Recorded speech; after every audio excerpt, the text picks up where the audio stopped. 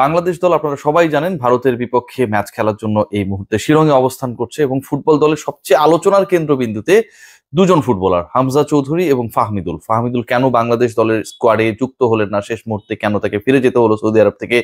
আর হামজা চৌধুরী যিনি হচ্ছে বাংলাদেশের ইতিহাসে, সাউথ এশিয়ার ইতিহাসে এই মুহূর্তের যদি আমরা হিসাবটা করি, একমাত্র ইংলিশ প্রিমিয়ার লিগ খেলা ফুটবলার, ইপিএল এর একজন ফুটবলার। এবং এই হামজা চৌধুরীর ভয়ে ভারত তারা বাংলাদেশের বিপক্ষে ম্যাচের আগে অবসর ভাঙিয়ে সুনীল ছেত্রীকে ফিরিয়ে এনেছেন। এগুলো পুরনো আলোচনা।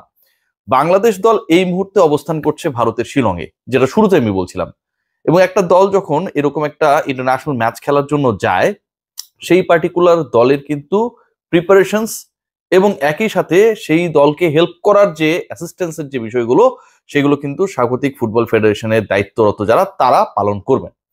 বাংলাদেশের ক্ষেত্রে যে ঘটনা ঘটেছে, এটা আসলে ভাষা অনেক ক্ষেত্রে আমার কাছে মনে হয় ব্যর্থ হবে যে এটা এত ন্যাক্কারজনক ঘটনা ঘটিয়েছে ভারত, যে তাদের এই ঘটনাকে ব্যাখ্যা করার জন্য। একটা দল ফুটবল খেলবে, একটা দল স্বাগতিকদের বিপক্ষে খেলার জন্য বাংলাদেশ থেকে উড়ে গেছে, সেই দলটাকে মাঠ দেয়া হয়নি ঠিকভাবে। অনুশীলনের শিডিউল যেটা, সেটা বারবার চেঞ্জ করা হয়েছে। দুপুরের অনুশীলন বিকেল, বিকেল পেরিয়ে সন্ধ্যায় গেছে। বলা হয়েছে নেহেরু স্টেডিয়ামের মাঠে বাংলাদেশ প্র্যাকটিস করতে পারবে না, তাদেরকে ওই ইউনিভার্সিটি গ্রাউন্ডে গিয়ে প্র্যাকটিস করতে হবে আগের দিন যেখানটায় প্র্যাকটিস করেছিল। এবং সেটা আসলে কোনো প্লেয়েবল ফিল্ড না। বাংলাদেশ দল যখন সেখানটায় অস্বীকৃতি জানায়, দিন দরবার করার পর নেহেরু স্টেডিয়ামের মাঠ যখন বরাদ্দ করা হয়, ঠিক সেই সময় বলা হয় যে বাংলাদেশকে যদি ওই পার্টিকুলার মাঠে প্র্যাকটিস করতে হয় তাহলে তাদেরকে টাকা দিয়ে, অর্থ দিয়ে প্র্যাকটিস করতে হবে। ভারত কতটা ফকিন্নি আমার কাছে মনে হয় যে এই মেন্টালিটি, যে অর্থ দিয়ে মাঠ ভাড়া দিয়ে প্র্যাকটিস করতে হবে, আদারওয়াইজ তারা করতে পারবে না, সেখান থেকে পুরোপুরি পরিষ্কার হয়ে যায়। এরপরে ঘটনাটা আরো ন্যাক্কারজনক। যে ফুটবলাররা ড্রেসিং রুম হয়ে মাঠে প্রবেশ করছিলেন, পুরোপুরি অন্ধকার, মোবাইলের আর ক্যামেরা, যারা সহকর্মীরা কাভার করতে গেছেন তাদের ওই ক্যামেরার আর মোবাইলে ফ্ল্যাশ লাইট জ্বালিয়ে আন্দাজ করে করে তাদেরকে আসলে যে স্থাপনাগুলো রয়েছে সেই স্থাপনাগুলোতে প্রবেশ করতে হয়েছে। মাঠে যখন তারা পাসিং করছিলেন, একটা বড় সময় ফুটবলাররা যখন ড্রিবলিং করছিলেন, যখন ইন্ট্রোডাক্টরি প্র্যাকটিসে ছিলেন, সেই সময়টায় 4টা ফ্লাইট লাইটের একটাও জ্বলছিল না শিলংয়ের নেহেরু স্টেডিয়ামে।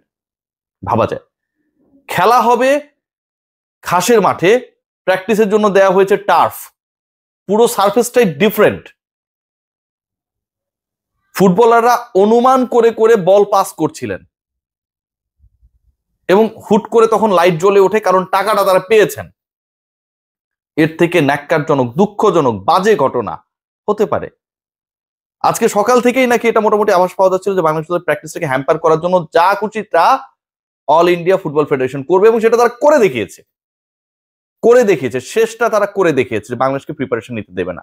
এবং এটার পেছনে সবচেয়ে বড় কারণ যেটা আপনারা সবাই জানেন, যে হামজা চৌধুরী বাংলাদেশ দলের সাথে যুক্ত হয়েছেন। একটু আগেই বলছিলাম যে এরকম হাই প্রোফাইল ফুটবলার সাউথ এশিয়ার কোনো দলে নেই।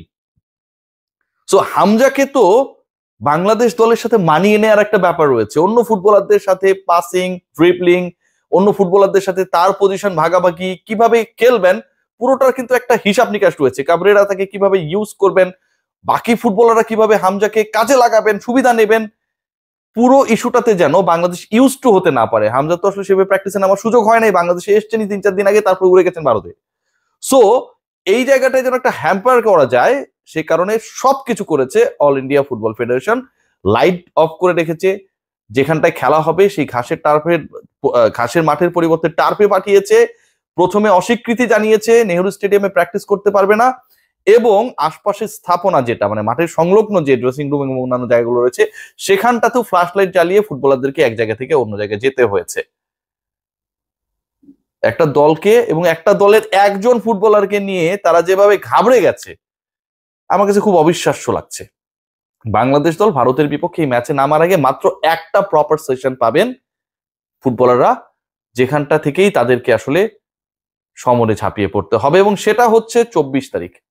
তার আগ পর্যন্ত বাংলাদেশ দলের আসলে খুব বেশি সুবিধা পাবার সুযোগ নেই। অল ইন্ডিয়া ফুটবল ফেডারেশন তাদের যা মন চায় তা করছে, এবং আরো একবার প্রমাণ করে দিল ভারত যে আসলে বাংলাদেশের ক্ষেত্রে তাদের ব্যাপারে অনেক বেশি অরুচি কাজ করে। সেটা যেটাই হোক, সবকিছুই একটা সময় ফয়সালা হবে। 25 তারিখের ম্যাচে বাংলাদেশ যখন তাদেরকে হারিয়ে দেবে, হামজা চৌধুরীর ঝলকে যখন পুড়ে যাবে ভারতীয় সমর্থক এবং অল ইন্ডিয়া ফুটবল ফেডারেশন, তখন বোঝা যাবে যে বাংলাদেশের ফুটবলকে দমিয়ে রাখা যায় না। এর আগেও আমরা দেখেছিলাম যে নানাভাবে বাংলাদেশে এসে ক্রিকেট খেলতে নেমে ভারতীয় মেয়েরা হোয়াইট ওয়াশ হয়েছিল, ঠিক তখন সেটা তারা মেনে নিতে পারে নাই, পরাজয়টাকে মেনে নিতে পারেনি, আম্পায়ারদের দিকে আঙুল তুলেছিল।